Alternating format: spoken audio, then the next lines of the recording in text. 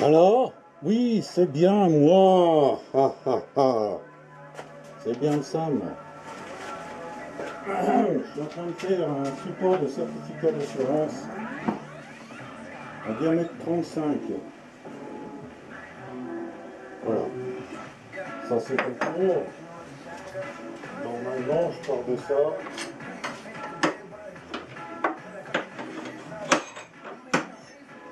Je pars de ça. Ensuite, usinage sur le tour pour le trou en 35. Et ça, c'est la réservation pour le tube. Et puis ensuite, on passe directement au peaufinage, sciage du gabarit, là, du débit, et puis après direct sur la ponceuse.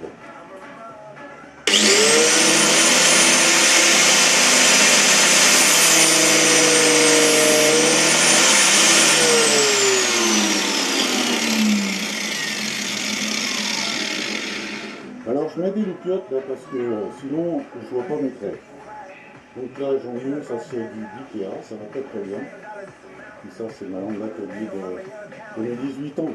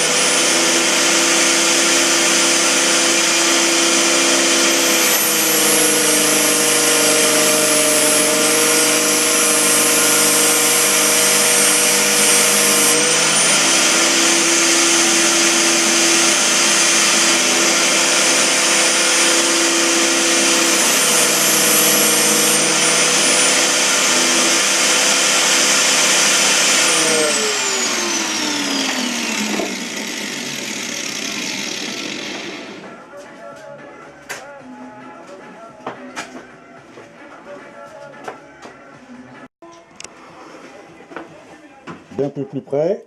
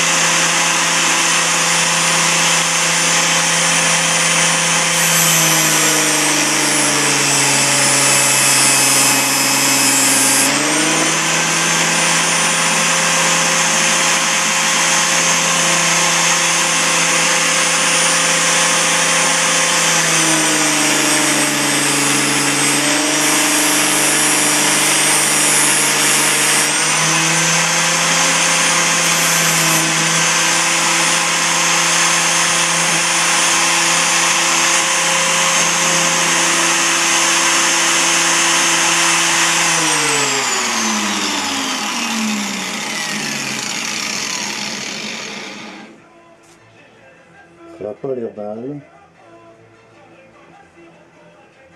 Un petit défaut aussi.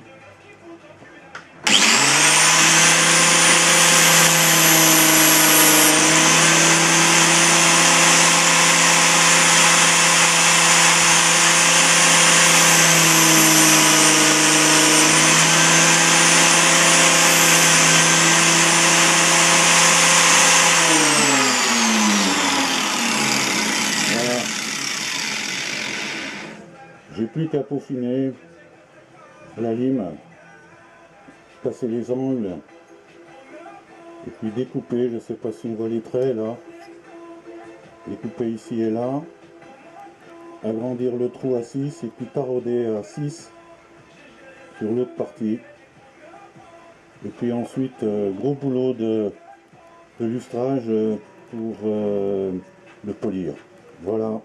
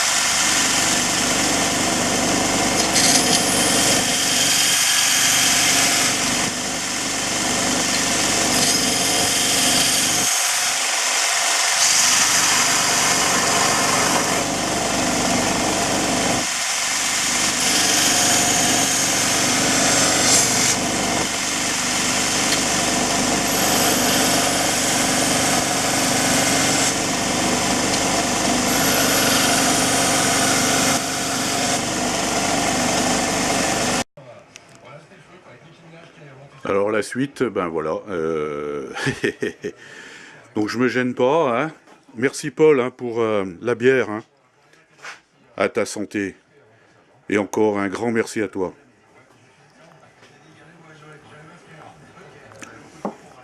Alors la suite, c'est ici. Donc montage sur Bordeaux. Voilà le résultat du ponçage à la bande. Bon, c'est déjà super propre, mais quand on veut polir nickel, il vaut mieux passer un coup de lime dessus.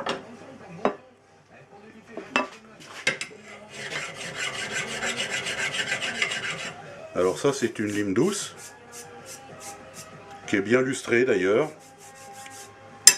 mais qui justement va très bien pour ce boulot.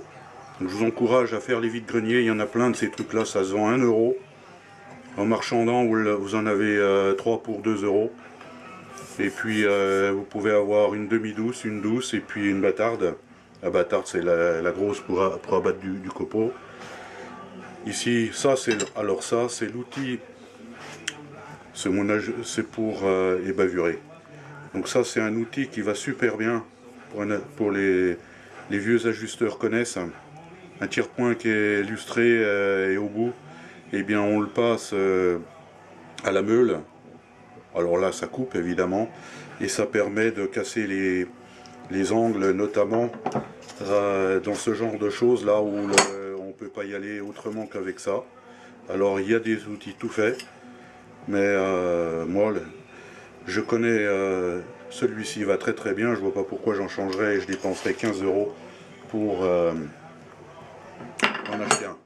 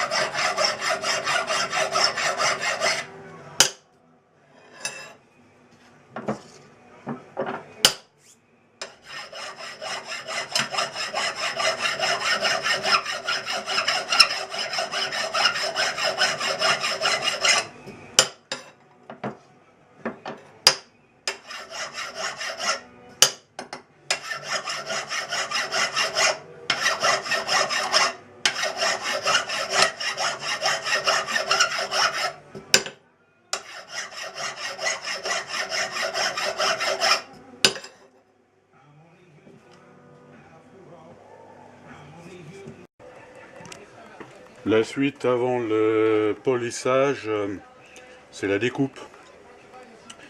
Je vais désassembler les deux parties.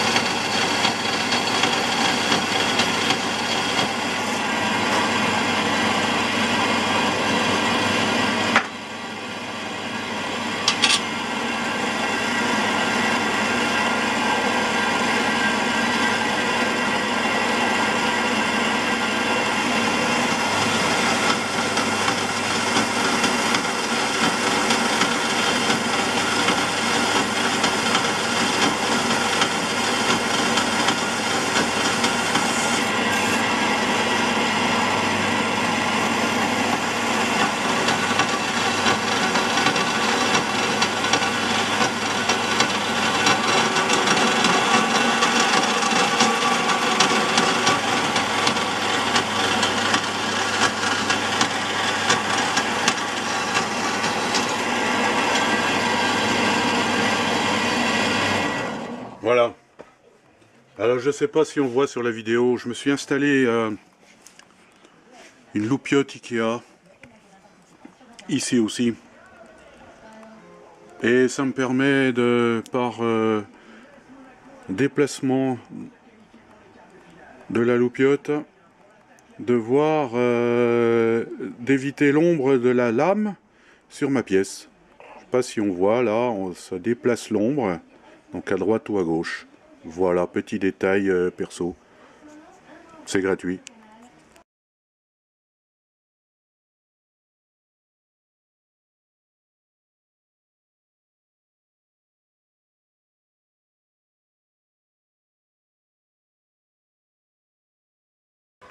Voilà, petit perçage pour passer de 5, là c'est un forêt de 6.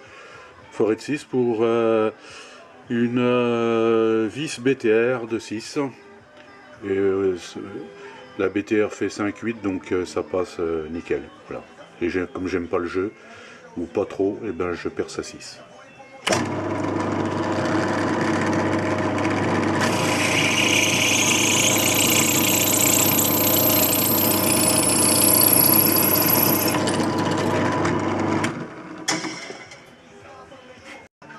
Voilà.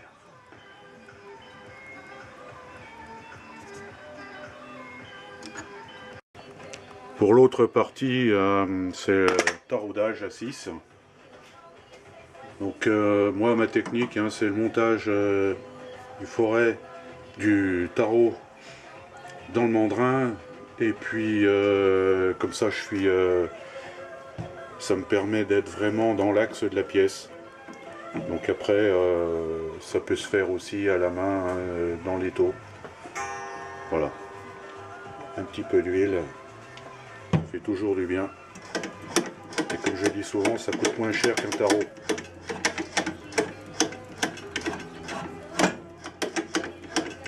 Alors on peut remarquer ici une butée pour éviter que l'étau tourne.